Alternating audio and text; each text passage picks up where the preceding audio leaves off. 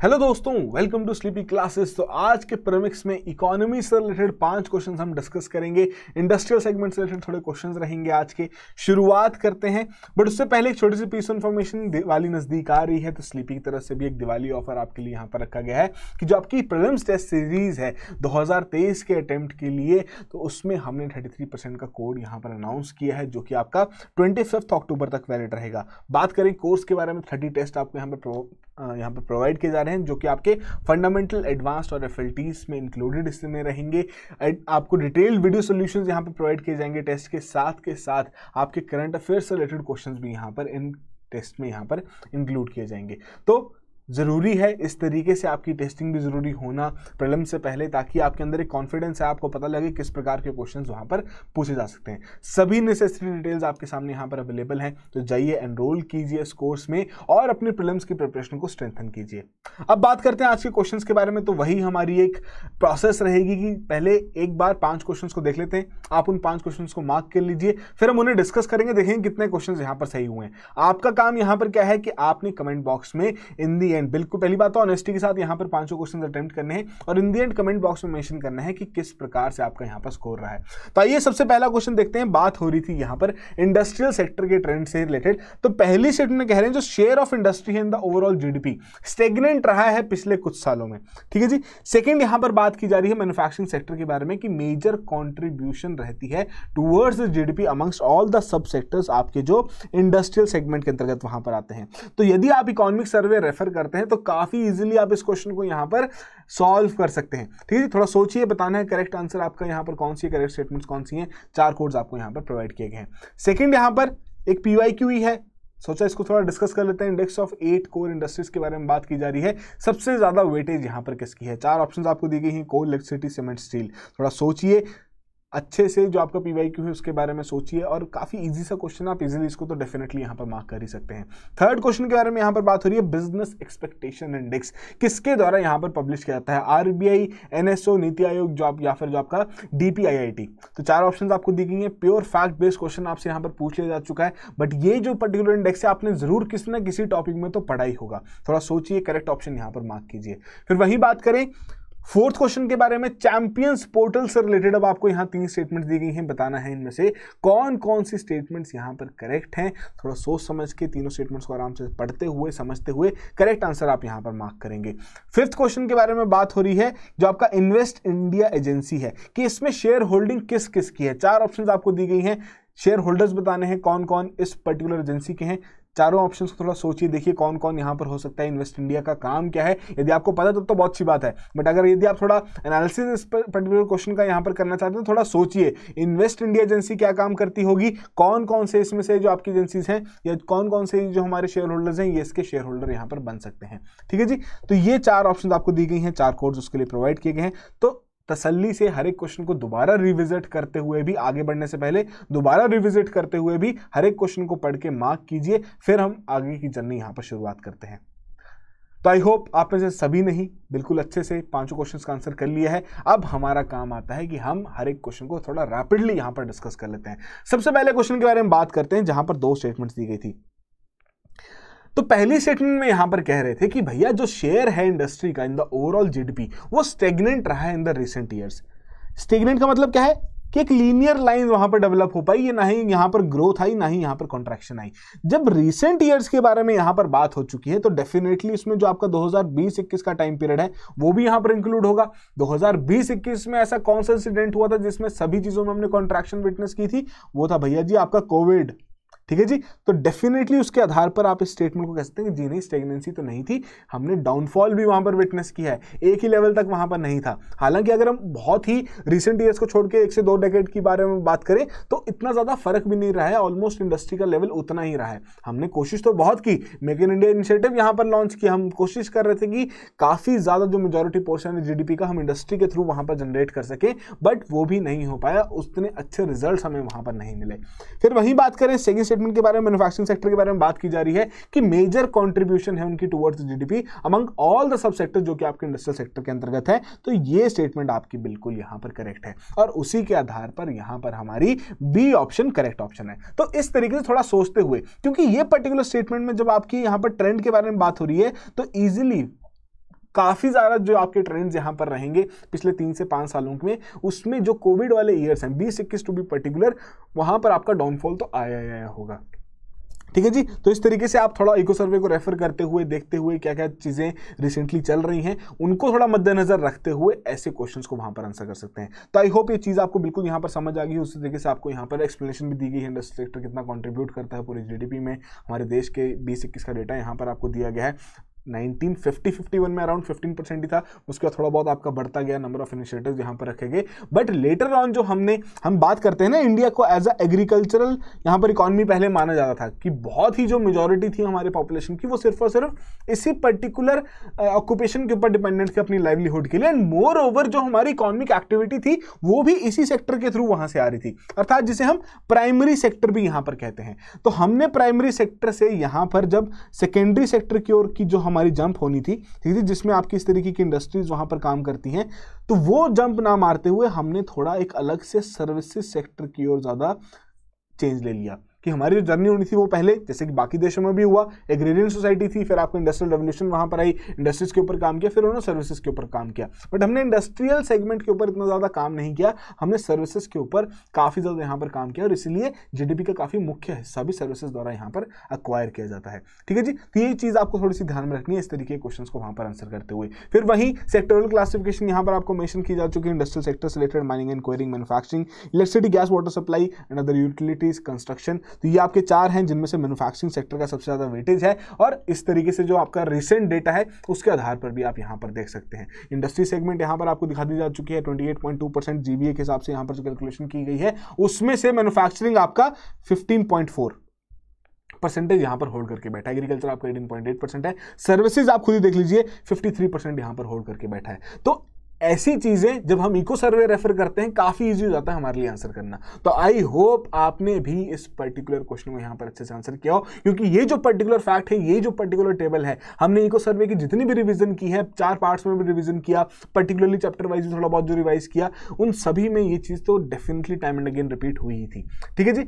बढ़ते हैं अगले क्वेश्चन की ओर, जहां पर बात हो रही है प्रीवियस ईयर क्वेश्चन के बारे में। इंडेक्स ऑफ 8 कोर इंडस्ट्रीज, बताइए भैया इसमें से सबसे ज्यादा वेटेज किसकी है? सिंपल सा क्वेश्चन था, इलेक्ट्रिसिटी जनरेशन की सबसे ज्यादा वेटेज यहां पर रहती है। तो क्या है ये आपका इंडेक्स ऑफ इंडस्ट्रियल प्रोडक्शन, कि बेसिकली एक इंडिकेटर यहां पर तैयार किया गया है कि डेफिनेटली हमारे लिए किस प्रकार से कंपनीज ग्रो कर रही हैं, किस प्रकार से इंडस्ट्रीज ग्रो कर रही हैं, उनका पता कैसे लगेगा? जिस प्रकार का डेटा वहां पर कलेक्शन होगी कि जी हाँ पहले कितनी प्रोडक्शन थी, अब कितनी है, तो उसमें एक इंडिकेटर ये भी है, कॉम्पोजिट इंडिकेटर यहां पर तैयार किया गया है, जो कि ग्रोथ रेट यहां पर मेजर करता है of the industry groups classified under. कौन कौन से ब्रॉड सेक्टर्स हैं? Mining, manufacturing and electricity. ठीक है जी। यूज बेस्ड सेक्टर्स आपके basic goods, capital goods, intermediate goods, इस तरीके से यहां पर आपकी इसकी क्लासिफिकेशन की गई है। और जो हमारा ऑफिस ऑफ इकोनॉमिक एडवाइजर है, जो कि department of promotion of industry and internal trade के अंतर्गत वहां पर आता है, तो उनके द्वारा ये इंडेक्स ऑफ 8 कोर इंडस्ट्रीज यहां पर लॉन्च किया जाता है। इंडिया में जो आपका फर्स्ट ऑफिशियल अटेम्प्ट था कि इस प्रकार से आईआईपी को कंप्यूट करने का, was made much earlier than the first recommendation on the subject came at international level. हमने बहुत पहले से इसके ऊपर काम कर रहे थे, बट सीएसओ के इंसेप्शन के बाद, जो जिसे हम अब करंटली आपका एनएसओ के नाम से यहां पर जानते हैं, 1951, जो रिस्पॉन्सिबिलिटी थी कि आईआईपी की कंपाइलेशन जो रहेगी, पब्लिकेशन रहेगी, वो इन्हीं के पास यहां पर रखी गई थी। इंपॉर्टेंट रहते हैं इस तरीके के फैक्ट्स भी आपको ध्यान में रखना, डायरेक्टली कई बार प्रीलिम्स में पूछ लिए जाते हैं। ठीक है जी। फिर मिनिस्ट्री आपकी मॉस्पी का काम यहां पर है, बेस ईयर 11-12 के हिसाब से कंप्यूटेशन यहां पर की जाती है। सोर्सेज ऑफ डेटा, कहां से डेटा एक्वायर करते हैं? एनएसओ कंपाइल करता है आईआईपी का data using the secondary data, जो कि उन्हें आपके 14 सोर्स एजेंसीज, जो कि अलग अलग मिनिस्ट्रीज, डिपार्टमेंट के अंतर्गत वहां पर काम कर रही हैं, अलग सबऑर्डिनेट ऑफिस के अंदर वहां पर काम कर रही हैं, वहां से जो डेटा आता है उसके हिसाब से आईआईपी की कैलकुलेशन वहां पर की जाती है। ठीक है जी। फिर जो आपका इसमें department of industrial policy and promotion है, is the source for the major junk of data, जो कि जिसके आधार पर कैलकुलेशन यहां पर की जाती है। फिर जो आपके 8 कोर सेक्टर्स हैं, उनकी यहां पर वेटेज आपको डायरेक्टली दी जा चुकी है। सबसे ज्यादा यहां पर रिफाइनरी प्रोडक्ट्स की है, फिर इलेक्ट्रिसिटी की है। तो वहां पर आपके जो क्वेश्चन था, रिफाइनरी प्रोडक्ट्स वहां पर नहीं था, इसीलिए वहां इलेक्ट्रिसिटी आपका करेक्ट आंसर था। और जो आपका ये दोबारा से ये जो पॉइंट हम काफी बार रिपीट भी कर चुके होंगे कि जो आपका 8 कोर सेक्टर्स हैं 40% के अराउंड ये वेटेज रखते हैं of the total index of industrial production. तो सिंपल सा question, fact based question, PYQ question. तो आई होप आपने तो इसको बिल्कुल यहां पर करेक्टली मार्क किया ही हो। बढ़ते हैं अगले थर्ड क्वेश्चन की ओर, जहां पर बिजनेस एक्सपेक्टेशन इंडेक्स के बारे में यहां पर बात की जा रही है। 4 ऑप्शंस दी गई थी, आरबीआई, एनएसओ, नीति आयोग या department for promotion of industry and internal trade. तो यहां पर जो हमारा करेक्ट आंसर है वो है रिजर्व बैंक ऑफ इंडिया द्वारा भैया जी ये बिजनेस एक्सपेक्टेशन इंडेक्स यहां पर तैयार किया जाता है। अब क्या है ये इंडेक्स, कहां आपने इसके बारे में पढ़ा होगा, इसको थोड़ा समझने की कोशिश करते हैं। एक्सपेक्टेशन इंडेक्स है, देखिए मोर और लेस ना किस तरीके के इंडेक्सेस की कैलकुलेशन वहां पर की जाती है बिजनेस से रिलेटेड। एक होती है असेसमेंट, अर्थात कि जो ऑलरेडी चीजें हो चुकी हैं, जिस प्रकार की मैन्युफैक्चरिंग प्रोसेस है, जिस प्रकार का कोई भी वहां पर प्रोसेस वहां पर हुआ है, उसकी असेसमेंट करना, उसके डेटा को कंपाइल करना, देखना किस तरीके से इन्होंने परफॉर्म किया है, ग्रोथ है, कॉन्ट्रैक्शन है, क्या है। ठीक है जी, वो तो रही असेसमेंट की बात। सेकेंड बात आती है एक्सपेक्टेशन की, कि जो करंट सिनेरियो चल रहा है या जो ऑलरेडी इतने सारे इंडेक्सेस जो आपके कंपाइल हुए हैं time period by time period, जितने भी टाइम पीरियड का वो इंडेक्स वहां पर रहेगा, उनको मद्देनजर रखते हुए एक्सपेक्टेशन वहां पर सेट करना।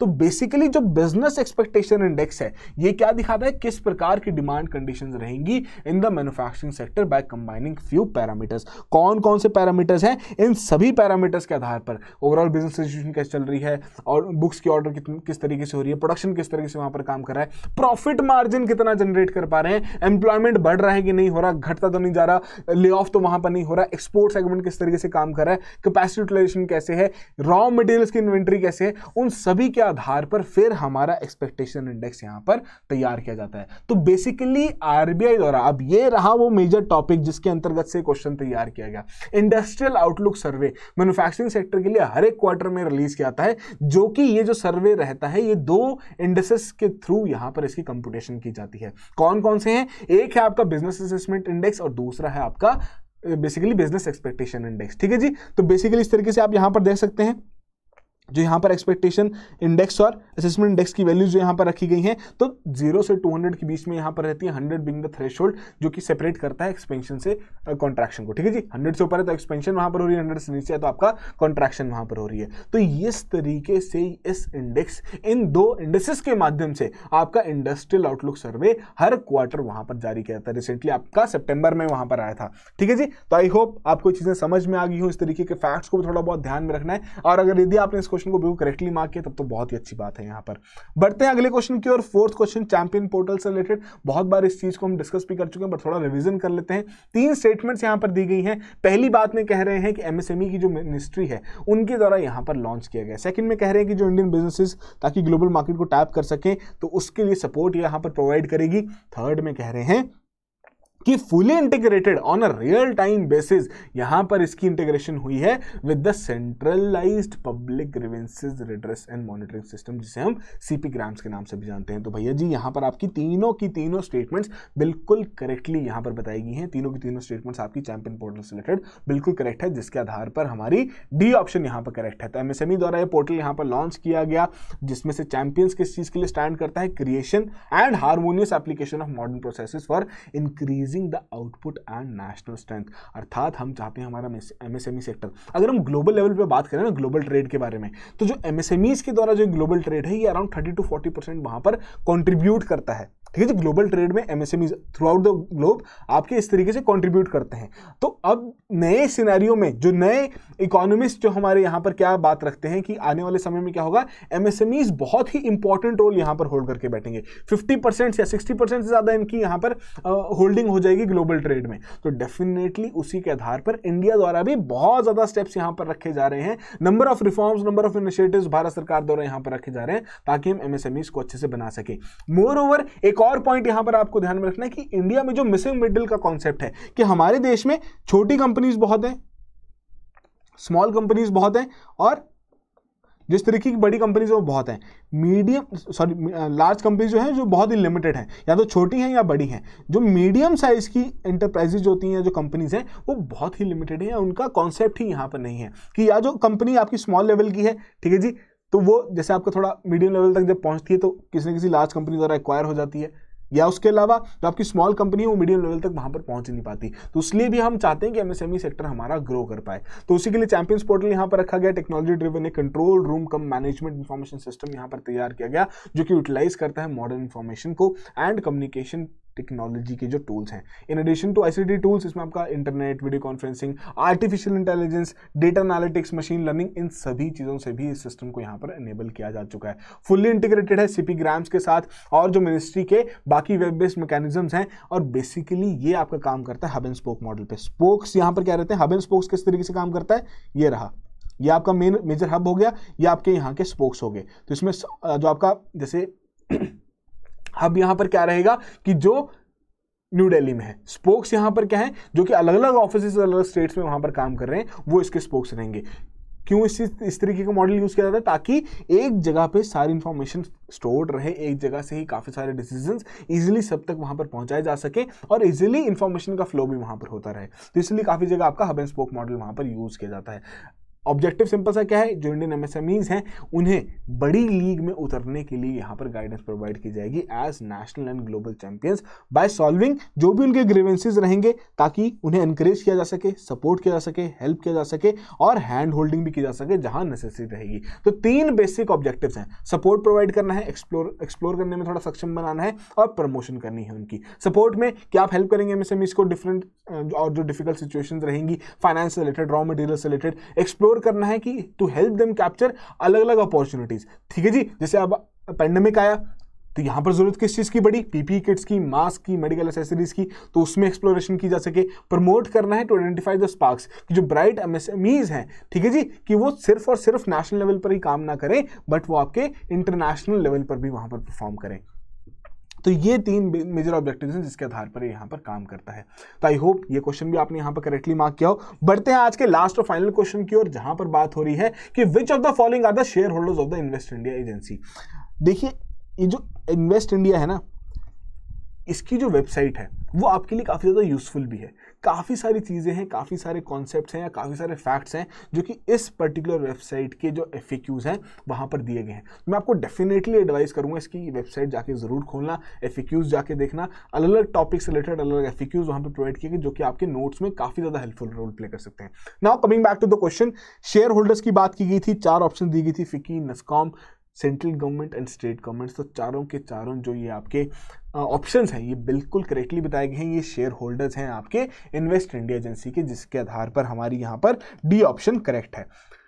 ठीक है जी, तो 5 क्वेश्चन है, 5 आंसर्स हमने यहाँ पर देख लिया, बट थोड़ी सी लास्ट क्वेश्चन की एक्सप्लेनेशन भी देख लेते हैं। क्या है ये इन्वेस्ट इंडिया? 2009 में स्थापित की गई थी as a non profit venture, अर्थात प्रॉफिट कामने वाला काम नहीं है, सिर्फ आपका पूरे बेसिस पे काम कर रहा है, जितना रेवेन्यू आ रहा है उतना रेवेन्यू खर्च भी किया जा रहा है, प्रॉफिट नहीं यहाँ पर जनरेट हो रहा। Under the department of promotion of industry and internal trade, ministry of commerce industry के अंतर्गत गवर्नमेंट ऑफ इंडिया, और इसे हमने section 5 of the companies act of 1956 के आधार पर यहाँ पर बनाया है ताकि हम फॉरेन इन्वेस्टमेंट को प्रमोट कर सकें। और FDI से रिलेटेड यदि आपका कोई भी प्रश्न रहे, इस वेबसाइट पर जाइए, FDI कॉलम में जाइए, वहां पर FAQs देखिए, काफी इजिली आपको क्रिस्प फॉर्मेट में, नोट्स फॉर्मेट में बेसिकली एक तरीके से काफी क्वेश्चन के आंसर्स वहां पर मिल जाएंगे। तो ये किस चीज के ऊपर काम करता है? सेक्टर स्पेसिफिक इन्वेस्टमेंट की तरीके से काम करता है कि बेसिकली यहां आपको हर एक सेक्टर के बारे में इंफॉर्मेशन प्रोवाइड की जाएगी इस पर्टिकुलर प्लेटफॉर्म के माध्यम से, और ये एजेंसी कोशिश करती है कि उस तरीके के इन्वेस्टर भी ला सके, सेक्टर स्पेसिफिक इन्वेस्टर वहां पर ला सके,